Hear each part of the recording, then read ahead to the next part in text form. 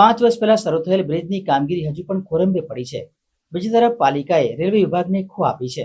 વડોદરામાં માંજલપુર દરબાર ચોકડીથી ખિસકોલી સર્કલ તરફ 41 કરોડના ખર્ચે બ્રિજ તૈયાર થવાનો હતો, પરંતુ હાલ આ બ્રિજની કામગીરી ખોરંભે પડી છે.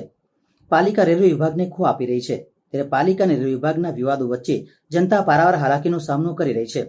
5 વર્ષ પહેલા બ્રિજનું કામ શરૂ કરવામાં આવ્યું હતું, ત્યારે કોન્ટ્રાક્ટર દ્વારા વર્ષ 2022માં બ્રિજ પૂર્ણ કરવાના બેનર લગાવવામાં આવ્યા હતા, પરંતુ વર્ષ 2024 વીતવા છતાં બ્રિજની કામગીરી અધ્ધરતાલ છે. આ બ્રિજને 7 વર્ષ પહેલા મંજૂરી આપવામાં આવી હતી અને 5 વર્ષ પહેલા કામગીરી શરૂ કરાઈ હતી, પરંતુ 5 વર્ષ બાદ પણ બ્રિજ બનીને તૈયાર થયો નથી, જેના કારણે સ્થાનિકો હાલાકી વેઠી રહ્યા છે. બ્રિજની કામગીરીમાં વિલંબ થતાં પાલિકા દ્વારા રેલવે પર તમામ જવાબદારી થોપવાનો પ્રયાસ કરાઈ રહ્યો છે. પાલિકાના કર્મચારીઓ રેલવેની કામગીરીને કારણે કામ અટક્યું હોવાનો બચાવ કરી રહ્યા છે.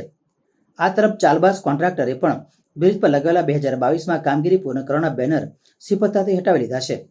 કોઈ પણ રીતે જનતાની આંખમાં ધૂળ નાખવાનો પ્રયાસ પાલિકાના અધિકારીઓ કરી રહ્યા છે. રોજ આ માર્ગ પરથી 2 લાખ જેટલા લોકો પસાર થાય છે. 5 વર્ષ પહેલા શરૂ કરાયેલી કામગીરીની સમયમર્યાદા પૂર્ણ થઈ ગઈ હોવા છતાં કામગીરી હજુ અધ્ધરતાલ છે.